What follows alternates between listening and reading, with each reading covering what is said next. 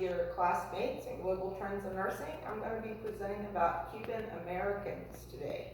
I picked this for a good reason. This is my little Cuban American Princess Riley. Her paternal grandparents escaped Cuba in the 70s, and it was an escape. Her grandfather was in prison shortly because of political views. They came to America, they became citizens, raised their family, ran their business, and gave me this beautiful third generation Cuban American princess. I have to start with a little bit of the history of Cuba. We know that it's 90 miles south of the Keys here in the United States, which makes it the closest communist country to America. Naturally, it would be an adversary, but we've always been very accepting of the Cuban people. 1492, of course, it was another island conquered by Christopher Columbus. The indigenous people, their customs, their cultures were virtually lost. It was claimed in the name of Spain. They wanted it for the properties that it had, but mainly the soil, where there were tea, sugar, coffee, tobacco, all were the big products.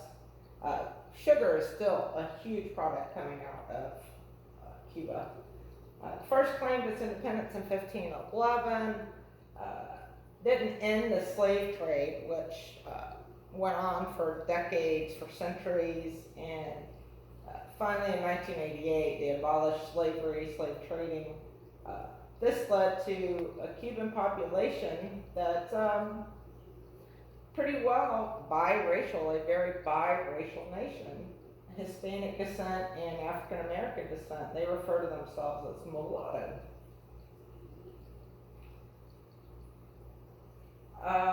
This is the big history in Cuba. 1958, Fidel Castro, the Cuban Revolution. They took the island by force, really overthrowing the current government. They installed a socialist government, and many people fled. The first wave to go were the wealthy Cubans, the elites, the political class. Many of them were already in America, were doing business. They were isolated from their home country, trapped, couldn't go back. But their private ownings, businesses, property, everything was seized by the new Cuban government with Fidel Castro. 1989, that socialist utopia that they thought they would create collapsed. It was an economic nightmare, which led to more people fleeing Cuba as a communist dictatorship was put in place. 1996, there was another wave because many people were being imprisoned because of their views, because of wanting to protest the government in Cuba. The United States established a wet foot, dry foot policy, meaning if they got from Cuba to dry land, they were put on a fast-paced track to naturalization and citizenship, as well as the first two groups that fled Cuba after the Cuban Revolution. Very quickly, they were put through as American citizens.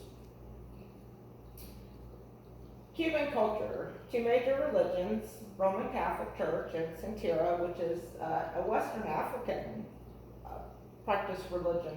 It's not witchcraft or anything like that, it is a religion. Cubans really value time with their friends, church attendance, they like to be spontaneous.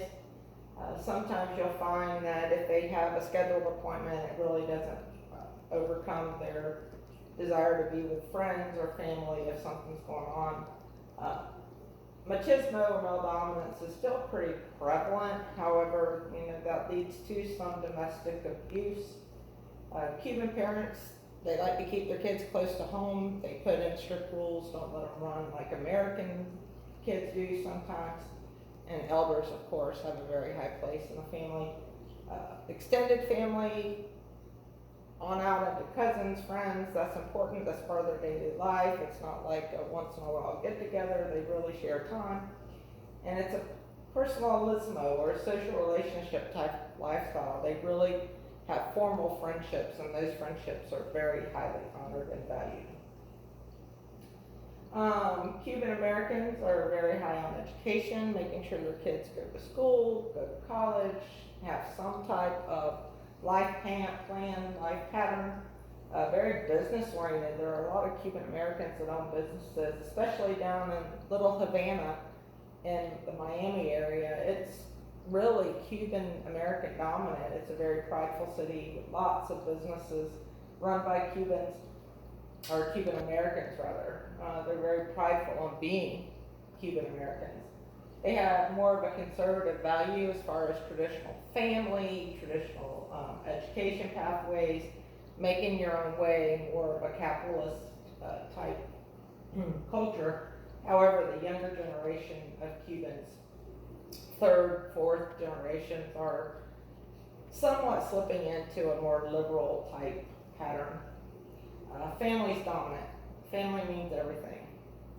Education, point to make, in Cuba today, there's easy access to college. They pride themselves on easy access to college.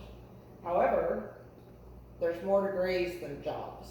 And that's why you still see a continuous influx of Cuban people trying to escape Cuba and make it to America to become citizens and really put their education to work, have a better life, better employment, escape the imprisonment type behavior of the Cuban government. Health beliefs of Cuban Americans, Mexico-religious. The body and soul are separate. So medical problems, disabilities, it's an outside source is mostly their belief. It's not something within the body, it's something placed on them by God or the Creator, which both forms of Cuban American religion believe in one Creator. It's the same thing. They've done something wrong, they're being punished for something, or maybe they're not living a good enough life. That's why medical problems or disabilities, things are happening to them. They don't believe it's just a natural occurrence. They believe in the supernatural or the Creator. Many Cuban Americans do believe in the traditional Hispanic Latino belief of a hot and cold imbalance, and you will see them use this in their medical care or their self-treatment. They do accept Western medical practices.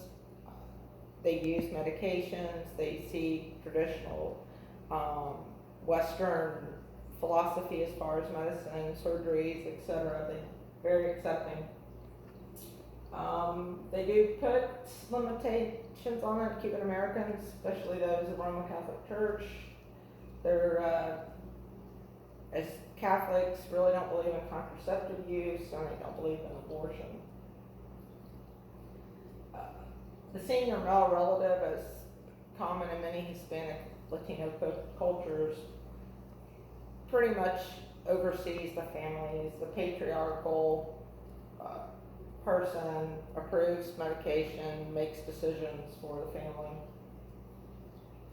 Common conditions. Now, the first and second wave of Cubans, remember, they were the wealthy, the elite, the political class. So they had plenty of access to food. That wasn't an issue. Also, they were in business, politics, etc. Came with a normal extent of high blood pressure, like you would see in American-born citizens, the same problems we have. However, there's some new health concerns emerging in the Cuban American population. That's cardiovascular disease, and that's probably, they believe, just the American lifestyle, acculturation into American society. Cuban Americans really like their sweets, big part of all their celebrations. Seeing a rise in diabetes type 2 and inflammatory bowel diseases. The American diet, processed, fast food, health problems in the recent Cuban immigrants. Since America ended the wet foot, dry foot policy, they're finding their way through Mexico. It's a treacherous, dangerous, sometimes murderous path, and these are some of the diseases that are finding in new Cuban immigrants coming into Texas through the ports of entry there. Um, Cuban Americans, they do have some stress not being able to visit their home country. The third waves, they're finding really have more of the stress. They're poor, distressed. They don't have education. They're just trying to get out of a country that imprisons them for their views, that doesn't let them make the choices for themselves. Whereas the first and second wave, although obviously they have stress, they're banned from their country of birth, their home, uh, but they find they have a little bit better acculturation rates, a little less stress, except for they are highly motivated business people. Cuban Americans, especially those coming recently, those coming over the Texas border, unfamiliar cultural surroundings. They're in a new country, they don't have establishments here, or they're in Texas and the people they know are in Florida. Language barriers, of course. Spanish is spoken on the island for the most part. Some of these people just don't have any English background. And then you have discrimination. Just because they're not from here, look a little different, people are going to discriminate against them, especially if they're coming in through the border, maybe illegally. A lot of them face poverty. They're coming with nothing but the clothes on their back. Really don't know how to access the healthcare system.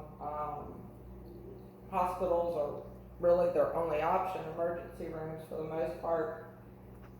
That's where you see there's no outpatient care, and there's a high number of Cuban immigrants, Cuban Americans that are hospitalized versus having routine outpatient care here. Nursing cultural competence, it's important. You have to know your community, know what type of populations you have. You have to have at least basic understanding of their beliefs, their customs, their values. Education and training is important in learning these things. Language is a problem. You need to have interpreters, and most hospitals do now have on-call interpreters that they can reach.